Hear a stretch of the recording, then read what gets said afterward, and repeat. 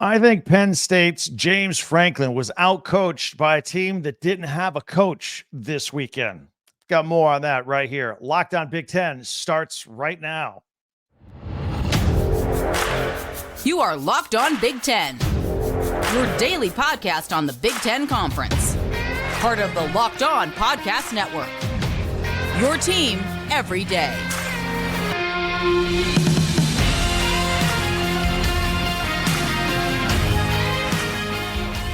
Welcome to Locked On Big Ten. I'm Craig Sheeman. Thank you for making us your first listen each and every day. Of course, we are free and available wherever you get your podcasts and on YouTube. It's part of the Locked On Podcast Network, your team every single day.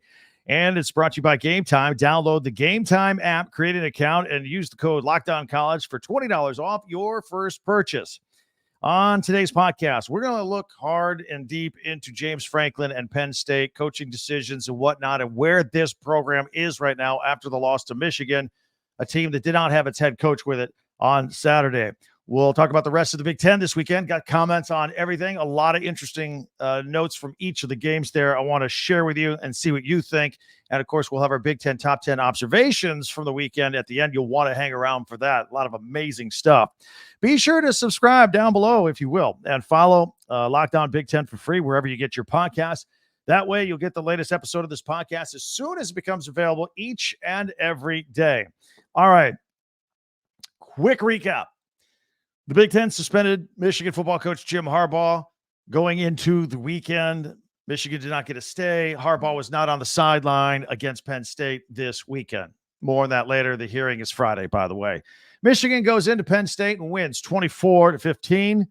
I think even though Harbaugh wasn't there, I think James Franklin got out coached in this game. And we're going to talk about what happened here. Let's recap some of what happened here on this game, first of all.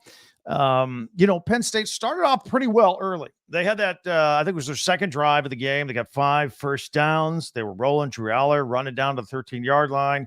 It was the first time all season Michigan's defense has taken a snap inside the 10. I mean, okay, so Penn State got there. They were rolling. Michigan holds firm. Penn State has to settle for a field goal. No problem. That was a good start for the Nittany Lions. And then Michigan immediately starts making some adjustments on the field.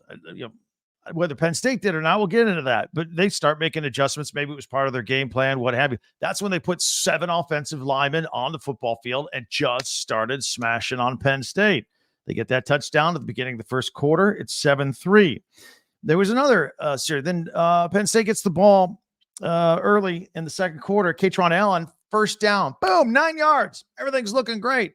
They go 3 and out after getting 9 yards on the first play. They got the negative 1 yard pass and then a 1 yard run from Aller. Maybe you could talk about play calling here. You can be nitpicky about it. I mean, Michigan's defense is good. Let's not, get too carried away, but it bothered me. If you're a Nittany Lion fan, I think it would bother you that you don't get a first down after getting 9 yards on the first play like that. And then Michigan starts making another adjustment. You get a theme here that Michigan's always making adjustments. Penn State's not. J.J. McCarthy, after struggling a little bit in the beginning, starts rolling out a little bit. All right. He was rolling out to the right all the time. They start having some success on some plays. And then Blake Corum bounces out for 44 yards. And even at that point, it wasn't too bad. The crowd was really into it. Home field advantage for Penn State. Michigan has to call timeout. They come right out of that timeout. Boom. Donovan Edwards, 22-yard touchdown. All of a sudden, Michigan's up 15-3. But, Penn State, Katron Allen gets the 34-yard play over to the Michigan 41. That play stalls. They got a 4th and 6 at the 37. And Drew Aller ends up hitting Caden Saunders for a first down at the 24-yard line. Again, things are looking good at this point. No problem. They got that 4th and 1 from the 15-yard line to do the little pitch and pass trick play from Allen to Aller. I don't know if you want to be exposing your quarterback like that on a play, but hey, it worked, right? They get the first down to the 11-yard line. Drew Aller, 11-yard touchdown run. They go for 2 here, and I'm not going to be nitpicky about this either. I always say this all the time. I think coaches chase those 2 points too early in the game because often you don't get them. They're not successful, and you always wish you would have had at least that 1 point. It adds up later on in the ball game. Again, all coaches do it. I seem to be in the minority here, but I wouldn't be chasing 2-pointers until later in the game, which we'll get to that later on here in this segment as well. We go to the second half and fumble, right? Penn State with a fumble, critical point of the game. Michigan recovers it. James Franklin was pretty hard on Drew Aller, a guy that typically takes care of the ball. Hammered him pretty good in the press conference about that turnover. And it was costly. Michigan ends up getting a field goal on their next drive. It's 17-9 at this point, Michigan. But during that drive that they got the field goal, 12 straight runs, no passes. And a theme is building here. Just running the ball, just pounding it. They got those extra linemen in there, and they're just crushing a Penn State defense that's pretty good against the run, right? So a lot of other stuff going on. There was the play where the punt return, Daquan Hardy gets it to midfield, but there's a holding. I thought Michigan got away with a late hit on that. But so they're starting backed up at their own 29-yard line, and they do the flea flicker. It was the oddest looking Penn State flea flicker I've ever seen. Drew, I've never seen intentional grounding on a flea flicker. He gets the ball, he just kind of threw it over the middle on nobody. Weirdest play, right? You know what I'm talking about if you're a Nittany Lion fan. So now the Boo Birds are coming out. And I kind of talked about this last week in the podcast. What happens if some of that home field advantage, 107,000 people, starts to go away? Did get a little quiet later on, comparatively speaking to what it's normally like there at Beaver Stadium. The boos were coming out. At this point, Michigan has 20 straight runs going and 174 yards. Penn State had given up 174 yards on the ground the previous 4 games. Michigan has done it on the ground in 1 game, and we're just, in the third quarter, going to the fourth quarter at this point. This is also the point where J.J. McCarthy did throw a pass. It was incomplete. It was a penalty on the play, so it was waved off. So technically, that was an unofficial pass. No passes in the second half for Michigan in this game. None. Is this like an Army Notre Dame game from 1940 or what? Who does that in this day and age? Michigan just ran it down Penn State's throat. And look, 32 straight runs, if you go add them all up, 0 passes in the second half. Forget about all this sign stealing stuff. Michigan was basically telling Penn State what it was going to do and then did it. So you're not stopping us. We're running the ball every time. Unless you're like one of those people on a roulette wheel, hits black every time. You're like, all right, after 20 times, it's got to hit red sometime, right? They weren't passing the ball. I found it completely remarkable. And, this also in a week where Manny Diaz was having a little fun at Michigan's expense on social media with the sign stealing thing. He was kind of goofing on that. Michigan noticed that was some bulletin board material. Blake Corum was doing the Manny Diaz signals in the end zone there. They noticed it, and then they ran it down their throat. Look, here's the thing we could talk about right here about James Franklin. And I just gave you a bunch of examples of how Michigan made adjustments in this game. And Penn State really didn't. And I don't know if Penn State could have. I'm really wondering about the offense. Is it play calling? Is it Drew Aller? Is it the fact that there are no speedy receivers to take the top off to help Drew Aller? Lots of things going on, and I have a lot of theories about all that. We're going to get more into that into tomorrow's podcast, too. I'm going to compare some coaches and their different styles and what they do well and what they don't do well in the Big Ten coming up tomorrow.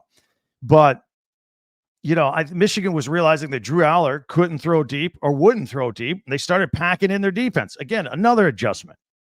The later the game got, the tighter the box to the line of scrimmage got for the defense. Even the safeties were packing it in as well on James Franklin's team here. And Penn State could not or would not take advantage. Let's talk about another coaching decision here. If the analytics book says that you're down by 2 touchdowns and you score a touchdown, you go for 2 on that first one, right?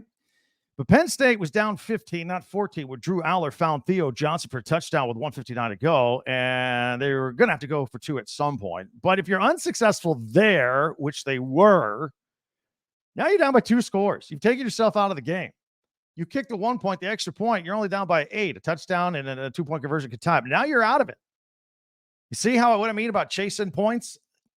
At that particular point, that late in the game, with timeouts in my back pocket, I would have kicked the 1-point PAT there to cut it to 8 and keep the game alive. And whether you get the onside kick or not, again, with those timeouts, that could help. And clearly, A lot of fans were unhappy with James Franklin, and I don't blame you. Look, Rutgers is still on the schedule. And look, it's very likely. I think it's Michigan State, right? Michigan State and Rutgers still on the schedule. I think it's likely Penn State will go 2 seasons in a row running the table, with the exception of Michigan and Ohio State. And a lot of teams lose to Michigan and Ohio State. Not a lot of shame in that. It's just the way it is. Most fan bases would be thrilled to have back-to-back 10 in 2 years. Most coaches will get a raise, contract extension for that kind of stuff. But Penn State, the fans, they want more. They want more. They've had this B-level stuff. They want the A-level stuff. And you can't blame them. But they want that championship. And so James Franklin is under a lot of pressure right now. Not like hot seat pressure, I don't think. But staff changes, recruiting and transfer portal priorities may change.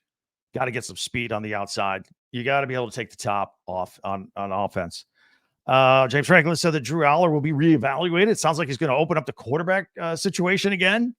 I don't know. I have some thoughts on Drew Aller again, and I think he's been overcoached. I'm going to talk about that in tomorrow's podcast as well. So tell your friends about that. But also keep in mind, if this were next year, 12 teams are getting in the playoffs, not 4. Penn State would get in the playoffs. So I don't know if that, but then again, they're going to have to play these good teams that they can't really beat. And so that's kind of where Penn State is stuck. They're kind of a victim of their own success, and they can't quite get to that next level. And a lot of people are upset. We'd love to hear your comments. I know Penn State fans are some of the most vocal ones I get. You can hit me up on Twitter, X at TalkBig10 10. Don't forget our website, TalkBig10 10.com, and on YouTube with comments as well. A lot of other exciting stuff took place over the weekend. Let's not just focus on Michigan and Penn State. I have some thoughts on all the games, your favorite teams as well. We will get to all of that in just 1 minute right here on Locked On Big Ten. Maybe you went to a game this weekend. Who got the tickets? Somebody's always got to get the tickets, right? Well, you should get them through Game Time. Game Time is the fast and easy way to buy tickets, so you don't have to worry about a thing. They've got last-minute tickets, flash deals, zone deals. My favorite part, they got the view of your seat on your phone. You can see from the ticket you're about to buy. I think it's an awesome feature. Game Time has deals right up to the start of the event or even an hour after they start. I told you, if you're typically late, maybe it's a game right after work, you can't quite get there on time, you can get the tickets, no problem. You got exclusive flash deals and sponsored deals on tickets for football, basketball, baseball, concerts, comedy, theater, everything they have. And they got their zone deals too. You can pick a section, and Game Time picks the seats for an average of 18% savings. So here's what you do. You download the Game Time app, you create an account, and use the code LOCKEDONCollege for $20 off your first purchase. Terms apply. Again, create an account and the redeem code LOCKEDONCollege. That's LOCKEDONCOLLEGE for $20 off. Download Game Time today. Last minute tickets, lowest price guaranteed. So there were other games going on in the Big Ten this weekend. Let's talk about them. Maybe we haven't covered your favorite team yet if you're not a Michigan or Penn State fan. Ohio State continues to cruise. They really do. Ohio State is looking good, like a well-oiled machine right now. They beat Michigan State 38-3. Marvin Harrison Jr. caught 2 of Kyle McCord's 3 touchdown passes. He also rushed for another touchdown. First time he's ever done that. That's cool. Really trying to make his mark for the Heisman, I think. And the Buckeyes were ready right away. They scored 5 touchdowns on their first 6 possessions. Harrison, by the way, became the first wide receiver in Buckeyes history with 1,000 yards of receiving in 2 seasons. That surprised me a little bit, huh? I mean, all the great receivers that have come out, nobody's had 2 1,000-yard seasons before. Bit surprised. The Buckeyes admittedly are a little depleted on defense right now with some injuries. They're going to get some guys back in the next week or so, but they held Michigan State to 2 third-down conversions on 14 attempts and just 182 total yards. So good job on both sides of football. Ohio State did what they were supposed to do. But they covered too, 38-3. Good job. Good teams win, great teams cover. Iowa shut out Rutgers 22-0 in a very Iowa type game, sort of. In the first half, it was 3-0 at the half, but then some actual offense took place for Iowa. It was fantastic. It was. Look, you all know I made a big deal about this. The over-under in this game was 28, lowest ever, right? And I said there's not going to be 4 touchdowns in this game. And 22-0. The under still hit. How much lower is the number going to go each week from Vegas on Iowa games before you're going to go and bet the over? I don't know. I made the case in a podcast last week here on Locked On Big Ten. You can go back and see it, that Kirk Ferentz should be strongly considered for Coach of the Year. And a lot of people were frustrated with Kirk Ferentz and his son, Brian Ferentz. I get it. But they're 8-2, guys. 8-2. Playing with just 2/3 of a team with defense and special teams and no offense, right? That's some coaching. He is doing the job. He's getting it done. And they clinched at least a share of the Big Ten West already. How about that? They got a 2-game lead on everybody else. Drew Stevens kicked 3 field goals in this game. Iowa actually did score 2 touchdowns in the fourth quarter, believe it or not. They got a season high. Listen to this. If you don't hear anything else I say, listen to this. They got a season high 402 yards of offense this weekend. Yeah, Iowa. How about that? Congratulations. Time of possession, they had a 17-minute advantage against a Rutgers team that is known for chewing up clock. They run the ball a lot. They're not a passing team. That's impressive. Deacon Hill, he came in for Cade McNamara a couple of weeks ago, season high 223 yards passing. Kirk Ferentz, after the game, acknowledged that, look, Deacon Hill was not experienced when he took over. He said, you cannot microwave this. It takes time. I mean, he's just a patient coach. And I think he's really enjoying the fact that he's at least going to be in a tie for first place in the West Division. He's got that part sewn up.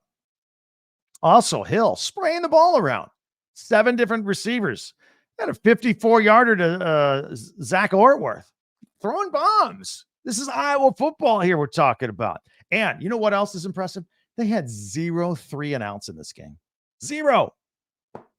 That's an 11 offensive possessions. None of them were 3-and-outs. They got the best punter in the league. He must have been upset to get out there 3-and-out.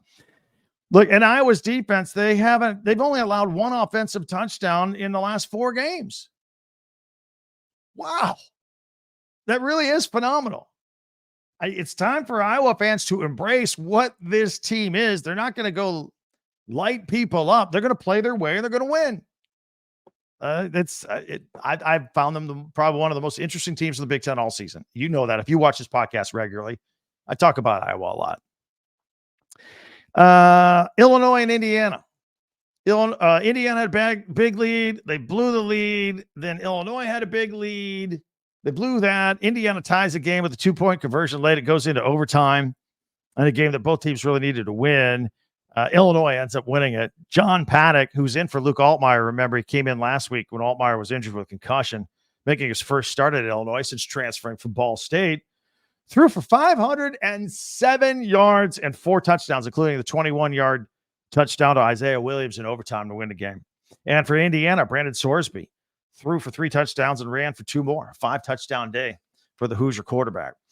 Maryland and Nebraska. Boy, did Maryland need this. Look, Husker fan, I feel you. I hear you. Maryland really needed this one too. Maryland wins 13-10. Jack House makes a 24-yard game-winning field goal as the clock goes to 0. It snaps the Terps' 4-game skid after they went 5-0. They were then 5-4. Had they lost this, it's 5-5, and they got Michigan next week. They needed this one. Absolutely. Got their 6th win. They're now bowl eligible.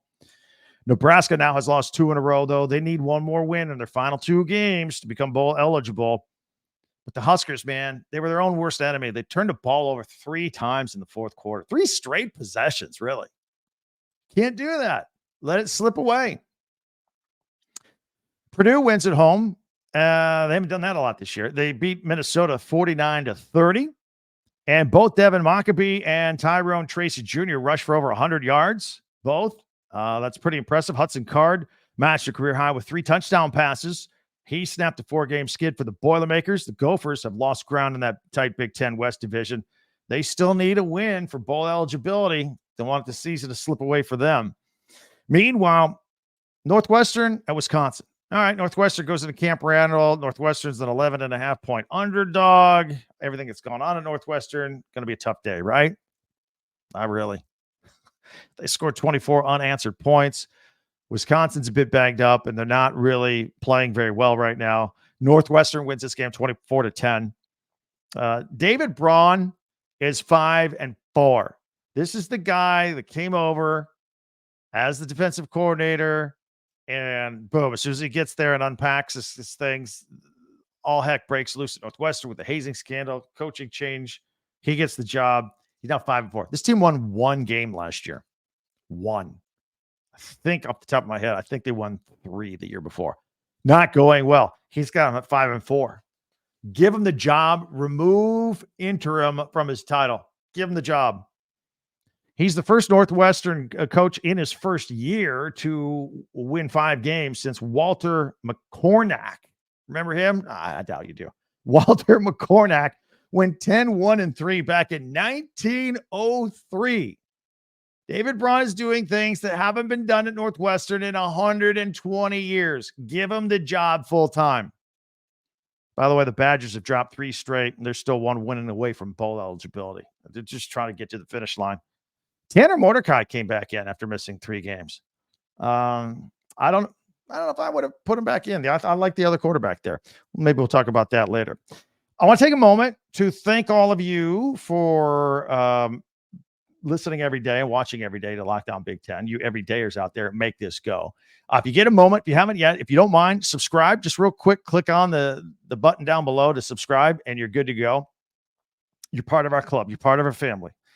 And everybody, if you subscribe on YouTube or share and follow and like Lockdown Big Ten, it really helps us out. And we've been growing tremendous. I think we're over 4,500 subscribers on YouTube, as a matter of fact. Started out with 1,200 4 months ago. Thank you. Thank you very much. Quick reminder, don't forget on Fridays, tune in to our Lockdown College Football Kickoff live show on this channel, 11 Eastern a.m. till noon every week. And then if you miss it live, it's there taped. I don't do it. Other hosts on Lockdown pull it together. I'm just a part of it. It's a pretty good show. It's a pretty good show. So check that out. All right. As you know, each and every week, coming off a weekend, I like to present my top 10 things I saw in the Big Ten. Got a list here. See what made it. See if your favorite play made it. It's all coming up right here on Lockdown Big Ten. Jace Medical. You hear of a Jace case? I got one right here. It's a Jace case. The little pouch. It's got 5 different antibiotics in it inside there. Comes right to your door. All it takes to get a Jace case is fill out a simple online form, and in some cases, you can jump on with a quick call with one of their board-certified physicians, and you can get some ongoing care from these physicians on any treatment-related questions. This is doctor-created, doctor-recommended. They've got all kinds of they got like over 50-plus medications for all sorts of infections. And you know what? They even have ED medication available, up to a 1-year supply if you want it. I'm talking Cialis, Viagra, Revatio, all that stuff. If you want it, you can get it through this situation with Jace Medical, jacemedical.com. What you need to do is go to jacemedical.com and use the promo code Locked On for $20 off of your purchase, whether you want the antibiotics or the other medications, or just be prepared for disasters. I'm in a hurricane area here. COVID hits the country, pandemic, supply chains, stuff happens. But you got to have your medication. So here's what you need to do. Go to jacemedical.com and enter the code Locked On at checkout for a $20 discount on your order. That's promo code Locked On at JASEmedical.com. That's jacemedical.com. All right, let's get to it. Our Big Ten top 10 things that I observed over the weekend. We'll see if you agree with these or not. I'm going to put them on screen if you're not watching on video. A lot of people are watching here on YouTube, but I'll put them up and we will go full screen and I will describe this. So at number 10, I put Northwestern's David Braun. All right. Guy's got 5 wins with a 1-win team. Hazing scandal. He's my top 10. My hat's off to him. Good job there. At number 9, let's see what else we have here. We're going to Purdue running backs. The Purdue running backs, Devin Maccabee and Tyrone Tracy Jr. Maccabee ran for 153 yards. Tracy Jr. ran for 122. Purdue has not had 2 running backs get over 100 yards in one game since 2018, so that was a good job. At number 8, the Maryland defense, forcing the 3 Husker turnovers in the fourth quarter so they could win the game. Good job, Terps. You needed that one. And, of course, let's give it number 7 a shout-out to the Maryland kicker, Jack House, who had the game-winning field goal at the horn to give the Terps the win there. At number 6, the Illinois quarterback, John Paddock, 507 yards, 4 touchdowns, including the game winner in overtime over Indiana. That was his first start at Illinois. He was transferred from Ball State, finally got his chance. I don't know if Luke Altmaier's coming back next week or not. He's been in concussion protocol. We hope he's feeling better. Paddock looks like he's a pretty good quarterback. At number 5, the Iowa defense. Let's give them a shout out for the shutout versus Rutgers. Only 1 offensive touchdown given up in the last 4 games. I did not realize that till this weekend. That is an amazing job. At number 4, Ohio State quarterback Kyle McCord, a career high 335 yards, 3 touchdowns, and 0 interceptions. He is not the same quarterback he was 2 months ago. You give him and Ryan Day a lot of credit for that. At number 3, Marvin Harrison Jr. He's always in our top 3. 3 touchdowns and 1,000 yards. As I mentioned earlier, the first Buckeye to get over 1,000 yards 2 consecutive years. And at number 2, I'm going to give it to Michigan running back Blake Corum. 26 carries, 145 yards, and a touchdown against Penn State. And I'm just going to segue that into number 1 in the Michigan running game. 32 straight runs against the number 2 run defense in the country at Penn State. They said, oh yeah? You're good? Well, let's see. And ran right through them. That was impressive. I have never seen anything like that before. So there you have it. My Big Ten top 10. If something that you like didn't make the list, hit me up on Twitter at Talk Big Ten or here on YouTube with comments. Always appreciate those. And I'd like to hear, see if I left one off. I'll make sure I get it back on there. Many ways for you to check us out, of course, as I mentioned, at Twitter or X at Talk Big Ten. That's with the number 10. And also our website, talkbig10.com. That's with the number 10. Don't spell it out. It's just the number 10, talkbig10.com. And also here on YouTube. Be sure to subscribe if you haven't already. Before you go, click the black subscribe button down below. Everybody's doing it. It's helping us out. I love it. Thank you very much. Do not take that for granted. So please subscribe and follow this podcast right now on your favorite podcast app. And you'll get the latest episode of Locked On Big Ten as soon as it becomes available each and every day. I'm going to compare Big Ten coach. I'm going to pick 4 Big Ten coaches. I'm going to compare them, their pros and their cons. They're kind of the upper echelon Big Ten coaches in tomorrow's podcast. I have what I think are some interesting comparisons, good and bad, a critique, an analysis, if you will, on tomorrow's podcast. Now I'm inviting you to check out the Locked On Sports Today podcast for the latest on everything else going on in sports. In the meantime, have yourself a wonderful day. Thank you again for checking us out here on Locked On Big Ten. For Locked On Big Ten, I'm Craig Sheeman.